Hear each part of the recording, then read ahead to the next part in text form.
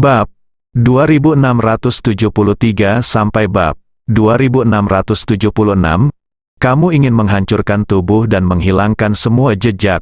Menurutmu aku tidak tahu. Itu adalah suara Liu Jing. Ye Chong tidak berani ragu sama sekali. Dia bergerak dan lari. Dan setengah detik kemudian, ketika Liu Jing bergegas mendekat, Ye Chong sudah berubah menjadi asap dan melarikan diri. Bagaimana kecepatan Liu Jing bisa menyamai kecepatan Ye Chong? Ketika dia melihat tidak ada seorang pun yang tertangkap, dia menghentakkan kakinya dengan marah. Namun, dia baru saja mendengarnya. Pria itu berteriak, "Tidak ditipu, jika..." Liu Jing mendengus dan berkata pada dirinya sendiri, "Kamu berlari cukup cepat, tapi jangan berpikir aku tidak bisa menangkapmu." Sore itu, Ye Chong dan yang lainnya dipanggil ke taman belakang.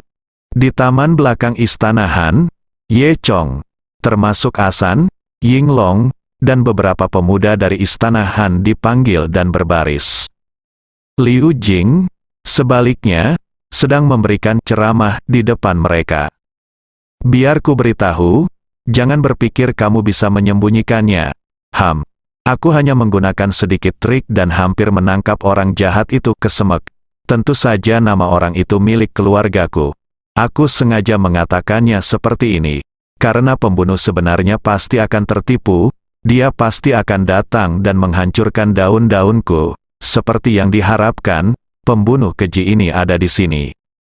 Namun, anak ini berlari sangat cepat. Biarkan dia melarikan diri, kalau tidak aku akan menangkapnya." Setelah mengatakan ini, Liu Jing berhenti dan melirik ke semua orang, seolah dia yakin, pembunuh ini ada di sini, tersembunyi di antara ini rakyat. Ye Chong panik, tapi di permukaan dia berpura-pura tidak terjadi apa-apa dan tanpa sadar menyentuh hidungnya. "Namun, jangan berpikir bahwa kamu bisa melarikan diri dari Wuzishanku dengan berlari cepat. Biar ku beritahu, dengan kecerdasanku, semua kejahatan tidak bisa dihindari," kata Liu Jing. "Iya, wanita tertua sangat pintar. Dia pasti bisa menangkap pelaku sebenarnya." "Iya, wanita tertua adalah yang paling kuat. Pelaku sebenarnya tidak bisa melarikan diri sama sekali." Asan dan yang lainnya memuji. Ye Chong juga berkata, "Iya, iya." Setelah mengatakan itu, semua orang mengira Liu Jing telah selesai berbicara dan semua orang akan pergi. Liu Jing dengan cepat menghentikan semua orang, "Jangan pergi, pertunjukannya belum dimulai. Mengapa kamu pergi?" Ye Chong menyentuh hidungnya dan bertanya, "Apa, ini belum berakhir? Apakah ada hal lain?"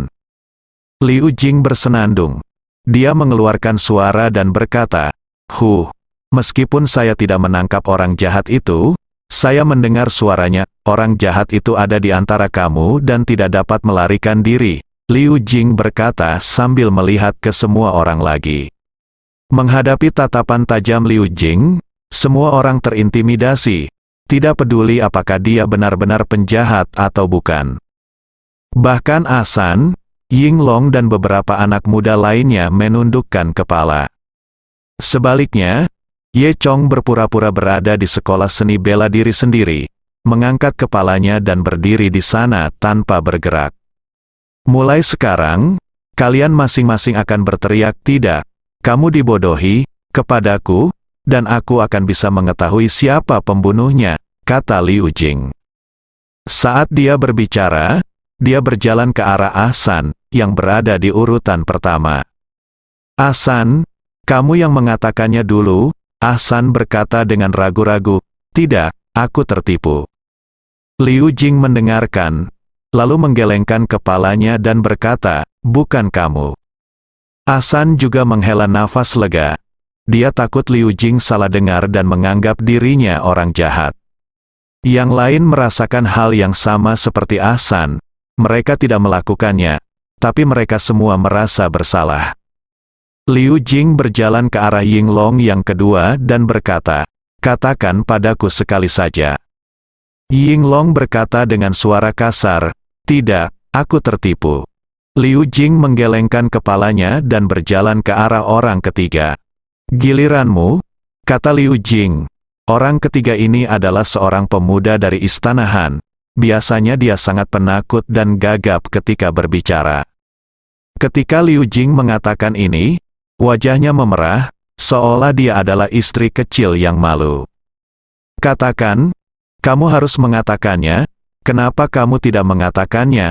Apakah itu kamu? Liu Jing bertanya. Wajah pria itu menjadi lebih merah karena cemas. Dan dia menggaruk kepalanya dan berkata, tidak, ini bukan aku. Kalau begitu beritahu aku secepatnya, Liu Jing mendesak. Pemuda itu terpaksa tidak punya pilihan selain tergagap. Tidak, ini tidak baik, ayo. Sebelum dia bisa menyelesaikan kata-katanya, Liu Jing memotongnya. Liu Jing berkata, oh, lupakan saja, itu bukan kamu. Kemudian, Liu Jing menghampiri orang keempat, Ye Chong.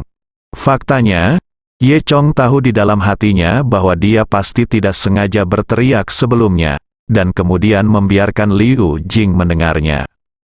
Tanpa diduga, Liu Jinghe benar-benar menggunakan trik ini untuk menemukan dirinya sendiri. Memikirkan hal ini, Ye Chong hampir menangis.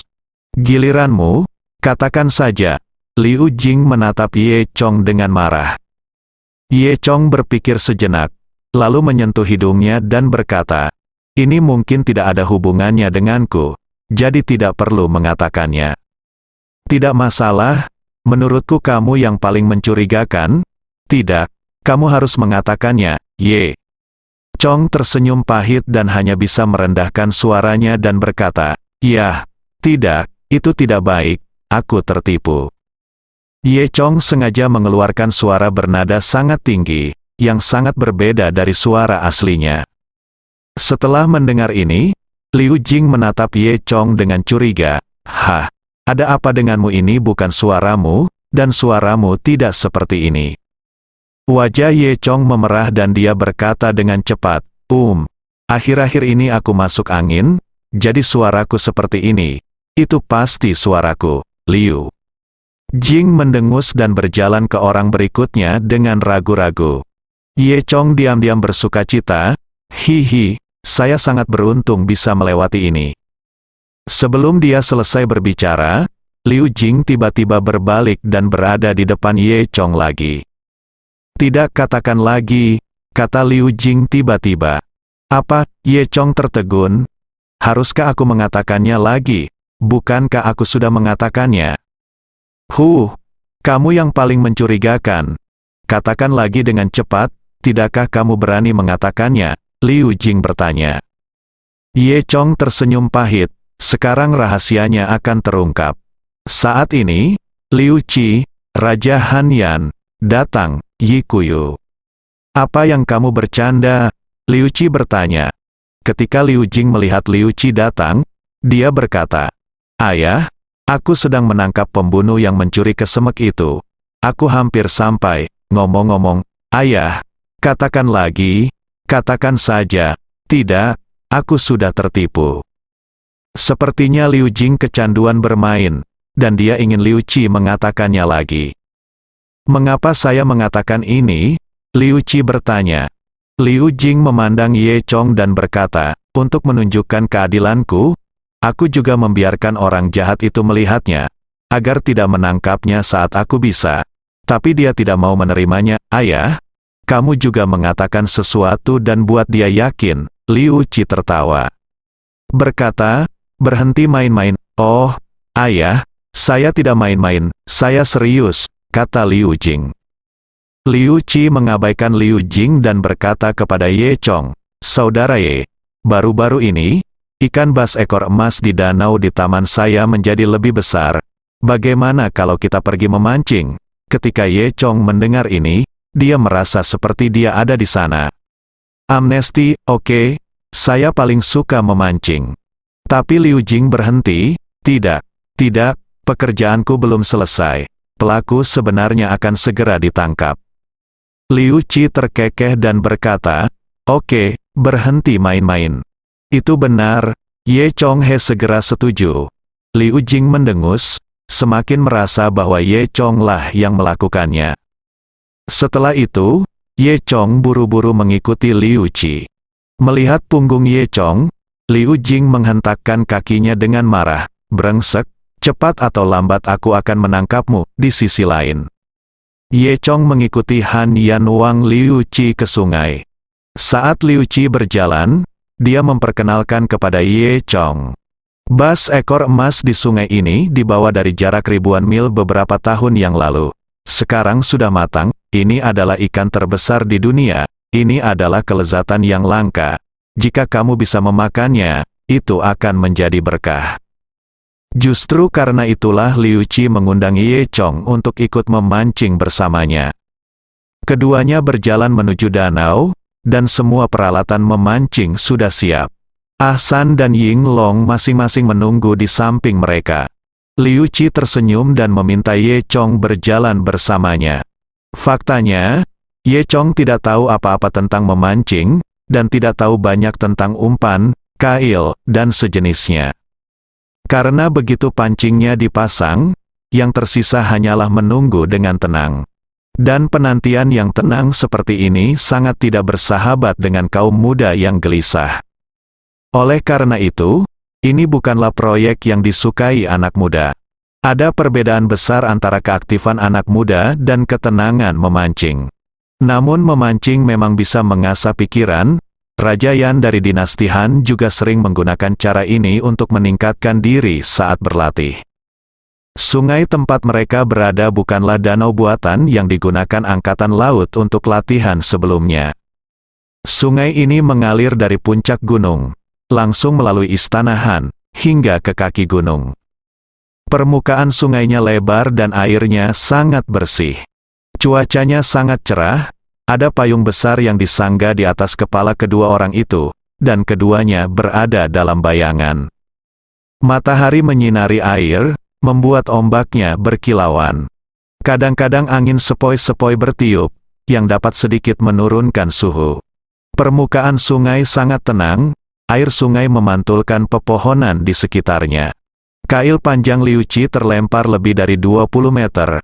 Lalu dia meletakkan pesanan di muka dan berjaga di sana dengan tenang.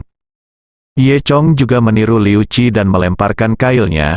Apakah dia bisa menangkap ikan? Dia belum tahu. Setelah itu, Raja Hanyan Liu Qi mulai mengobrol dengan Ye Chong. Saudaraku Ye, meskipun aku belum melakukan ramalan, aku juga tahu bahwa ramalanmu kali ini mungkin ada hubungannya dengan Dewa Pedang Krisan, kata Liu Qi. Ye Chong tercengang. Dia tidak pernah menyangka Liu Qi akan memikirkan hal ini. Liu Qi benar. Saat Ye Chong mencari Qin Zhengxing, dia juga ingin menanyakan keberadaan pedang ilahi Qing di miliknya. Pedang ilahi Kaisar Qing awalnya dibuang selama pertempuran dengan Qin Zhengxing dan Cao Daking. Pedang ilahi Kaisar Biru adalah salah satu dari 6 pedang kecil Dewa Pedang Krisan. Bagaimana kamu tahu? Ye Chong tidak bisa menahan diri untuk tidak bertanya dengan rasa ingin tahu. Liu Qi terkekeh dan tidak menjawab Ye Chong secara langsung. Liu Qi bertanya, Saudara Ye, apakah Anda tahu perang untuk melindungi Tiongkok 1500 tahun yang lalu? Ye Chong menggelengkan kepalanya. Dia hanya mendengar beberapa patah kata dari Zhou Daxian tentang perang itu, tetapi detailnya tidak jelas. Belakangan, Liu Qi memberitahu Ye Chong sejarah periode itu.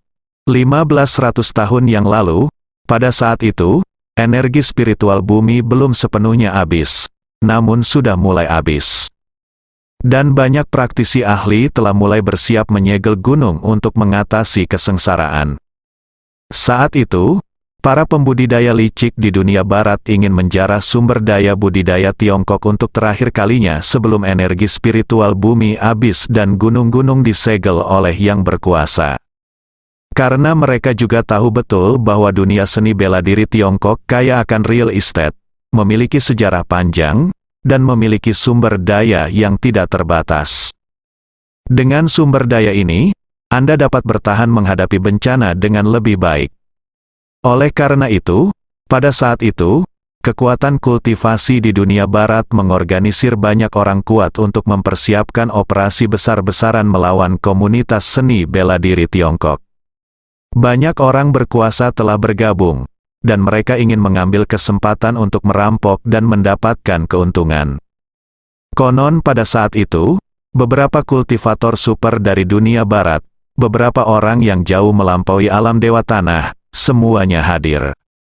Saat itu benar-benar masa hidup dan mati bagi dunia seni bela diri Tiongkok. Dunia seni bela diri Tiongkok belum pernah menghadapi musuh sekuat ini. Jika seseorang tidak berhati-hati, saya khawatir seluruh dunia seni bela diri Tiongkok akan musnah. Setelah mengetahui hal ini, komunitas seni bela diri kami tidak berkompromi, tetapi mengorganisir kekuatan besar untuk melawan serangan barat. Setelah mengatakan ini, Liu Qi berhenti. Kemudian, dia bertanya, "Saudara Ye, tahukah Anda siapa yang mengorganisir para pahlawan Tiongkok untuk melawan invasi pada waktu itu?"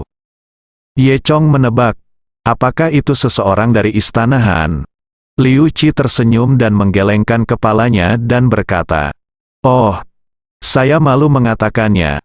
Sejak generasi ketiga nenek moyang kita, pencapaian kultivasi kita semakin buruk. Pada saat itu, kita sudah tidak bisa lagi mengambil peran melindungi Tiongkok.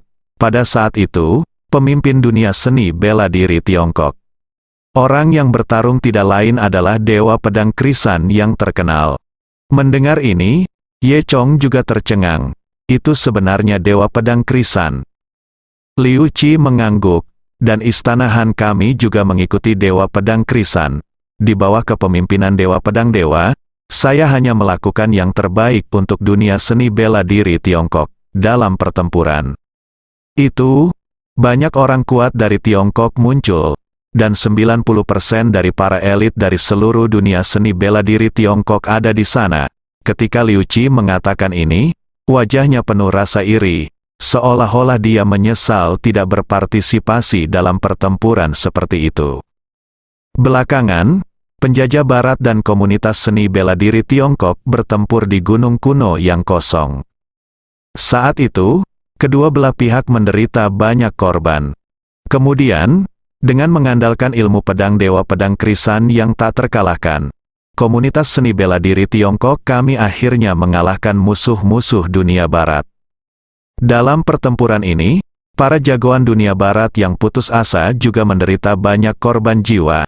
Sejak saat itu, ribuan tahun kemudian, dunia barat tidak lagi berani mendambakan dunia persilatan Tiongkok. Semua ini berkat kontribusi tubuh Pedang Krisan.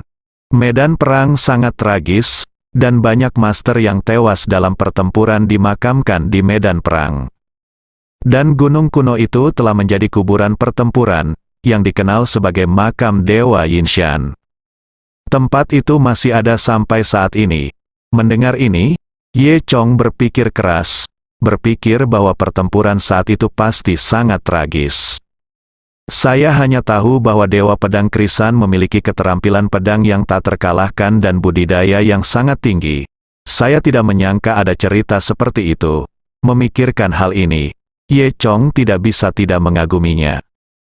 Iya. Setelah pertempuran itulah dunia barat tidak berani mengingini komunitas seni bela diri Tiongkok kita selama ribuan tahun. Liu Qi berkata, tetapi sekarang tampaknya dunia barat sudah mulai membuat persiapan, mungkin untuk menindas komunitas seni bela diri Tiongkok kami, tidak seorang pun. Setelah jeda, Liu Qi melanjutkan, meskipun Dewa Pedang Krisan telah naik ke keabadian, ada bakat lain seperti Saudara Ye di dunia seni bela diri Tiongkok kita. Jika dunia barat berani menyerang di masa depan, selamat Tuan, kamu ada di sini. Aku khawatir dunia barat harus kembali dengan kekalahan. Ye Chong tidak rendah hati kali ini. Dia hanya berkata, jangan khawatir. Jika badut-badut di barat itu berani menggulingkan seni bela diri Tiongkok kita dunia, aku akan melawan mereka dengan segenap kekuatanku. Baik. Kakak Ye, kata-kata darimu ini sudah cukup, Liu Qi juga berkata. Saat Kakak Ye mengangkat tangannya, aku, Istana Han, akan menjadi yang pertama untuk mendukungmu. Ye Chong tersenyum dan mengangguk. Saya percaya bahwa Han, bahkan saya mengagumi kebenaran Raja Yan. Kemudian Liu Qi berkata, omong-omong, saya ingat seseorang. Jika dunia seni bela diri Tiongkok sedang dalam masalah, dia juga dapat membantu. Oh, siapa itu? Ye Chong bertanya. Liu Qi berkata, Tuan Ye, saya khawatir Anda tidak tahu, tetapi keturunan Dewa Pedang Krisan selalu ada. Apa, benarkah? Tanya Ye Chong. Liu Qi berkata, iya. Keluarga Dewa Pedang ini mewarisi ambisi Dewa Pedang Krisan dan melindungi Tiongkok. Ia juga merupakan santo pelindung dunia seni bela diri default Tiongkok. Namun, setelah begitu banyak generasi warisan, Dewa Pedang keluarga tidak sebaik sebelumnya. Nah, kekuatan Dewa Pedang kecil hari ini mungkin hanya hampir sama dengan milikku. Setelah mengatakan ini, Liu Qi juga merasa sedikit menyesal. Apapun yang terjadi, selama Anda bisa berkontribusi pada Tiongkok, itu dianggap baik, kata Ye Chong. Liu Qi tersenyum dan berkata, sayang sekali Dewa Pedang kecil tidak berpikir demikian. Dia adalah orang yang sombong. Jika terjadi perang, saya khawatir Dewa Pedang kecil itu, meskipun dia juga berdedikasi untuk melindungi dunia seni bela diri Tiongkok, juga akan berjuang untuk posisi pemimpin. Ye Chong mengangkat bahu, itu hanya nama palsu. Saya tidak peduli. Selama saya berjuang untuk Tiongkok, saya tidak peduli siapa yang menjadi pemimpin. Liu Qi tersenyum. Saya mengagumi saudara Ye karena begitu rendah hati dan tidak memperjuangkan ketenarannya saat ini. Namun, ketika saatnya tiba, saya khawatir tidak ada yang bisa memimpin kecuali saudara Ye. Ye Chong tersenyum, ini semua adalah cerita untuk masa depan. Mari kita bicarakan nanti. Liu Qi juga tersenyum dan berkata, ya. Kemudian, Ye Chong bertanya, di mana keturunan Dewa Pedang Krisan sekarang? Liu Qi berkata, sekarang, mereka seharusnya masih berlatih di Gunung Dewa Pedang. Beberapa tahun yang lalu, kekuatan Dewa Pedang kecil itu hampir sama dengan milikku. Tetapi setelah beberapa tahun pelatihan khusus, mengenai pencapaiannya saat ini, kecuali saya secara khusus menghitungnya, akan sulit bagi saya untuk menebaknya. Ye Chong mengangguk. Sejujurnya, Ye Chong juga mendapat banyak manfaat dari Dewa Pedang Krisan. 6 pedang kecil Dewa Pedang Krisan masih ada di tangannya. Jika diberi kesempatan, dia bersedia membantu keturunan Dewa Pedang Krisan. Memikirkan hal ini, Ye Chong tidak berbicara lagi. Dan saat ini, pancing Liu Qi tiba-tiba bergerak. Liu Qi sangat gembira. Lalu tiba-tiba dia mengambil pancingnya.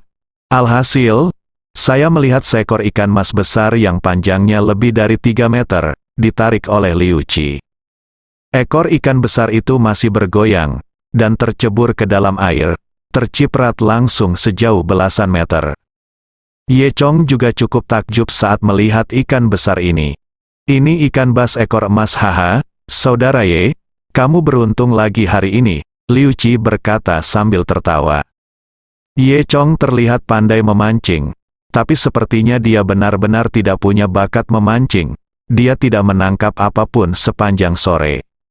Tapi ikan bas ekor emas juga sangat pintar. Kecuali yang ditangkap Liu Qi di awal, dia tidak pernah menangkapnya lagi. Tapi 1 potong saja sudah cukup untuk beberapa orang.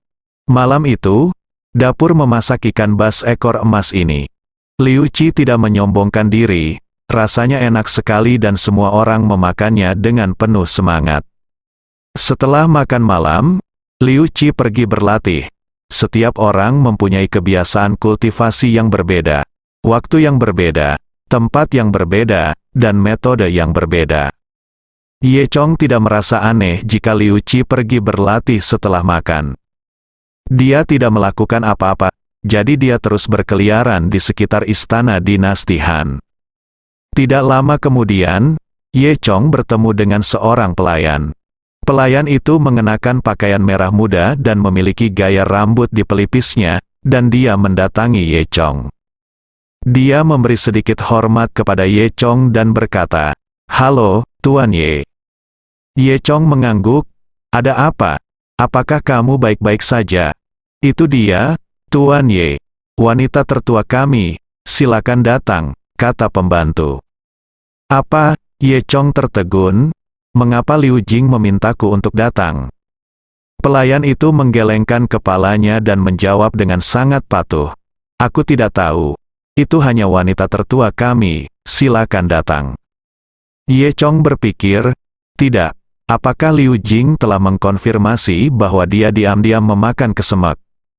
Ye Chong awalnya tidak bisa pergi ke sana, tapi setelah memikirkannya, akan lebih jelas jika dia tidak pergi. Tidak ada jalan lain, jadi Ye Chong harus mengikuti pelayan itu ke kamar Liu Jing. Ketika saatnya tiba, skenario terburuknya adalah seseorang akan menolak mengakuinya, pikir Ye Chong dalam hati. Oke, aku akan pergi sekarang, kata Ye Chong. Kemudian, Ye Chong mengikuti pelayan itu ke kediaman Liu Jing. Ruangan tempat Liu Jing berada terletak di taman di seluruh istana Han. Saat memasuki pekarangan, tercium aroma harum. Lingkungan sekitar antik dan sangat indah.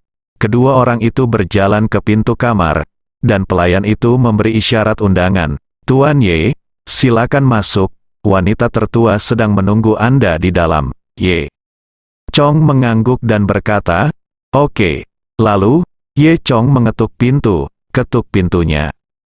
Suara renyah dan manis datang dari dalam, masuk. Lalu, Ye Chong membuka pintu dan masuk. Begitu Anda membuka pintu, Anda bisa mencium bau manis, yang sama dengan bau tubuh Liu Jing. Sekilas, warna seluruh kamar Liu Jing adalah merah jambu, yang membuatnya terasa sangat girly. Ye Chong memandang Liu Jing yang sedang duduk di sofa sambil tersenyum. Hehe, kakak senior Liu Jing, apakah kamu mencari saya? Apakah ada yang salah? Liu Jing mendengus dan tampak kesal. Apa? Apakah tidak ada apa-apa? Tidak bisakah aku menemukanmu? Ye Chong terkekeh, tetapi merasa semakin aneh di hatinya. Iya, tentu saja aku bisa, kata Ye Chong. Yi Kuyue. Kemudian, Liu Jing benar-benar mulai bertingkah genit. Kamu orang jahat, kamu telah membuatku sangat menderita, kamu membuatku tinggal di Susan. Tapi aku dipermalukan dengan sangat sedih dan bahkan dihukum oleh tuanku. Katakan padaku, bagaimana kamu akan menebusnya, aku? Ye Chong mempertimbangkan skenario yang tak terhitung jumlahnya setelah dia datang ke sini, dan bahkan berpikir bahwa Liu Jing akan menyerangnya. Namun, saya hanya tidak menyangka Liu Jing akan memperlakukan dirinya sendiri dengan sikap seperti ini. Untuk sesaat, Ye Chong benar-benar tidak tahu harus berbuat apa. Pada saat ini, Liu Jing berdiri dan berkata, bagaimanapun, semua orang tahu, apakah kamu makan kesemek? Bagaimana Ye Chong bisa mempercayai Liu Jing? Dia masih menyangkal, tentu saja aku tidak memakannya.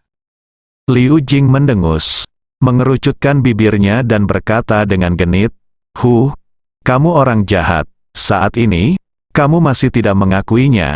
Apakah kamu takut kalau aku akan membalas dendam padamu? Mungkinkah aku akan membalas dendam padamu, di matamu? Apakah dia begitu jahat? Melihat tatapan halus Liu Jing, Ye Chong langsung membunuhnya. HMPH, sebenarnya, kamu tidak terlihat seperti orang jahat, bahkan jika kamu memakannya, aku tidak akan menyalahkanmu. Hehe, kata Liu Jing sambil menatap Ye Chong dengan manis. Jika Ye Chong tidak sadar, dia akan sangat mempercayai kata-kata Liu Jing. Namun, jelas kata-kata Liu Jing tidak mudah dipercaya. Ye Chong tidak tertipu oleh wanita.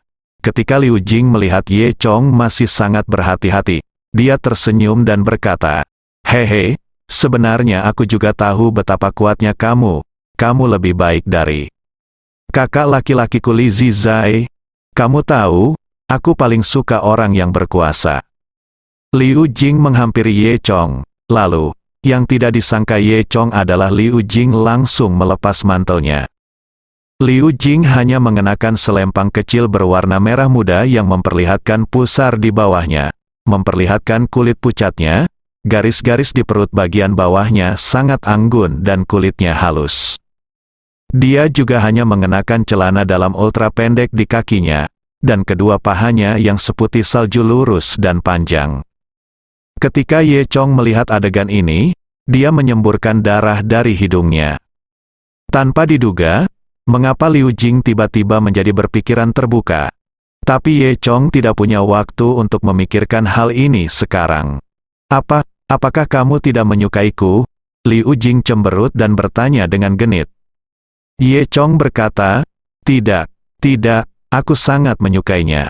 Kalau begitu, kenapa kamu tidak datang? Mata Liu Jing yang menawan sama menawannya dengan sutra.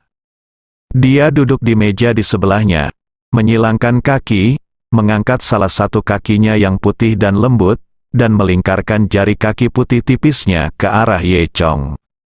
Ye Chong berkata lagi bahwa darah tidak bisa berhenti mengalir keluar. Meskipun Ye Chong memiliki pengalaman yang kaya, kecantikan biasa tidak bisa lagi merayunya, namun kecantikan seperti Liu Jing masih jarang. Melihat kaki kecil Liu Jing, sangat halus, kulitnya bisa patah karena pukulan, dan pembuluh darah di punggung kaki terlihat samar-samar, ketika jari-jari kakinya dikaitkan ke arah Ye Chong. Jiwa Ye Chong hilang. Ye Chong berjalan ke arah Liu Jing secara tidak sengaja, lalu dia mengulurkan tangannya yang besar dan dengan lembut menyentuh kaki Liu Jing. Dan ketika tangannya baru saja menyentuh kaki kecil Liu Jing, dia tiba-tiba menyadari bahwa tentakelnya tidak memiliki rasa hangat dan lembut seperti yang dia bayangkan.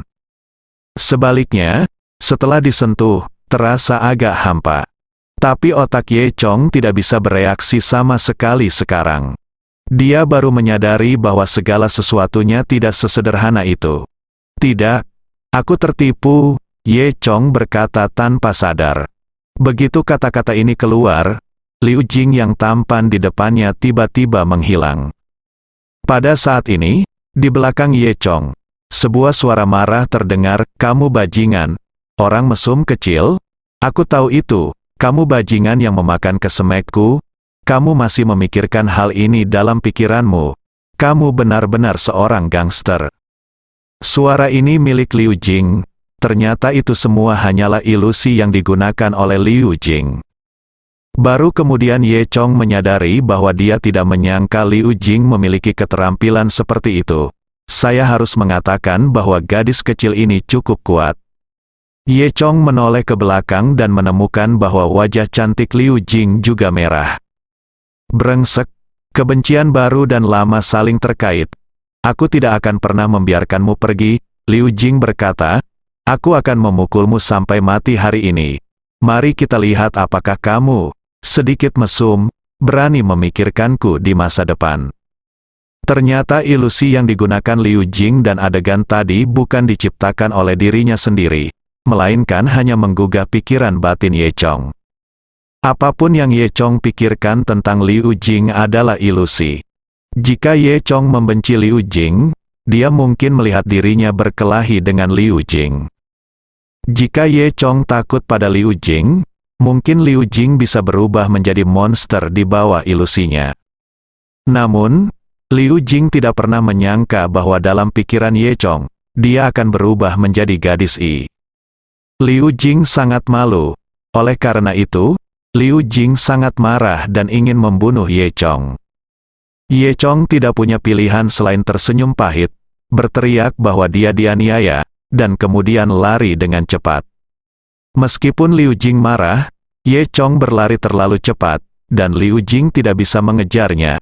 Dia hanya bisa menghentakkan kakinya dan mengertakkan gigi karena marah. 3 hari kemudian, ramalan akhirnya bisa dimulai. Hari ini adalah hari cerah lainnya, langit tidak berawan, dan seluruh istana Han dipenuhi dengan energi spiritual yang sangat kaya. Pagi-pagi sekali, saat matahari baru saja terbit, sinar matahari menyinari gunung tinggi tempat istana Han berada. Angin pegunungan bertiup kencang, udaranya sangat segar, dan sesekali terdengar suara burung kukuk yang berasal dari hutan pegunungan. Liu Qi, Raja Hanyan, memimpin Ye Chong dan Liu Jing menuju altar di gunung belakang. Ah San, Yinglong dan yang lainnya mengikuti di belakang dengan satu tim. Tentu saja, tim Ah San dan Yinglong sebenarnya tidak berperan sebagai pengawal sama sekali, mereka hanya kemegahan dan keadaan.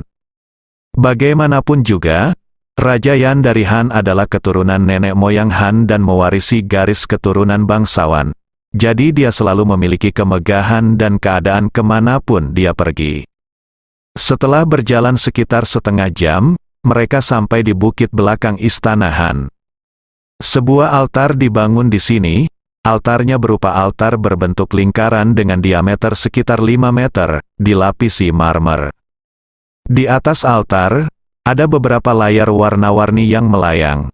Di tengah altar terdapat sebuah tiang. Tiang tersebut setipis mulut mangkuk, namun panjangnya puluhan meter mengarah langsung ke langit. Pilar ini terbuat dari bahan khusus, sehingga sangat tipis dan tinggi, serta tetap berdiri tegak tertiup angin. Kemudian, Liu Qi berkata sambil tersenyum, "Baiklah, izinkan saya memulai deduksi dan melihat sebab dan akibat Anda." Lalu ada Raja Yan dari Laohan, kata Ye Chong. "Ayah, biarkan aku menyelesaikannya dulu," kata Liu Jing tiba-tiba. Liu Qi terkekeh dan berkata, "Tidak masalah apa urutannya, mari kita simpulkan dulu pada saudara Ye." "Hehe, itu benar," kata Ye Chong sambil tersenyum. Liu Jing berkata dengan marah kepada Ye Chong, "Tidak, kamu harus menyelesaikannya denganku terlebih dahulu." Raja Han Yan hendak menyalahkan Liu Jing atas omong kosongnya, tapi Ye Chong tahu bahwa dia salah dan berkata sambil tersenyum, "Tidak masalah. Aku akan menyelesaikannya dulu, Nona Liu baik-baik saja." Raja Han Yan juga tersenyum tak berdaya. Kemudian, ia terlihat mengenakan jubah biru, berjalan menuju altar dan duduk bersila. Kemudian, Liu Qi mengeluarkan sebuah kotak dari tangannya. Kotak itu terbuka dan ada cangkang kura-kura di dalamnya. Di sebelah cangkang kura-kura terdapat beberapa tulang berbentuk aneh. Kemudian, Raja Liu Qi pertama-tama meletakkan cangkang kura-kura di depannya dan menggumamkan sesuatu. Tiba-tiba, embusan angin bertiup, lalu sekelompok awan gelap muncul di langit. Langit yang semula cerah kini tertutup seluruhnya oleh awan gelap, dan cahayanya langsung meredup. Melihat sekeliling, hanya ada sedikit cahaya di cakrawala, bersambung.